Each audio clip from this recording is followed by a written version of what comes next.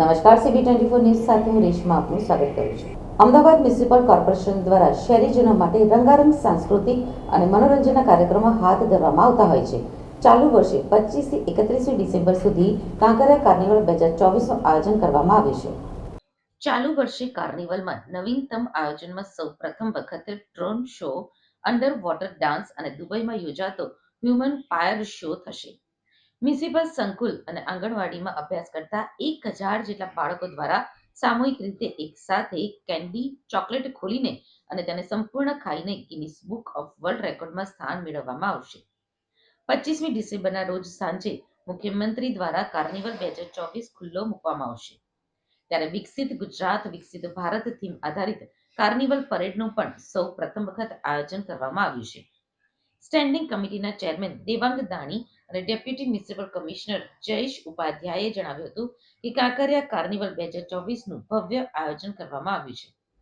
ચાલુ વર્ષે 3.5 કરોડના ખર્ચે આ કાર્નિવલ યોજાશે, જેમાં 7 દિવસ દરમિયાન વિવિધ રંગારંગ સાંસ્કૃતિક અને મનોરંજન કાર્યક્રમો અંતર્ગત જાણીતા કલાકારો જેમ કે સાંઈરામ દવે, ગીતાબેન રબારી, કિંજલ દવે, રાગ મહેતા, ઈશાની દવે, કૈરાવી ભુજ, પ્રિયંકા બાસુ, અપેક્ષા પંડ્યા, દેવિકા રબારી દ્વારા ગીત, સંગીત તેમજ લોક ડાયરાના કાર્યક્રમો રજૂ કરવામાં આવશે. 3 અલગ-અલગ સ્ટેજ ઉપર સવારે 6 વાગ્યાથી રાત્રે 10 વાગ્યા સુધી ભવ્ય રંગારંગ કાર્યક્રમ યોજાશે. સવારે અલગ-અલગ કાર્યક્રમો યોજાશે. બપોરે મહિલાઓ અને બાળકો માટે પણ અલગ-અલગ સેશન અને કાર્યક્રમનું આયોજન કરવામાં આવ્યું છે. રાત્રે સાંસ્કૃતિક કાર્યક્રમથી લઈને વિવિધ શો પણ યોજાશે.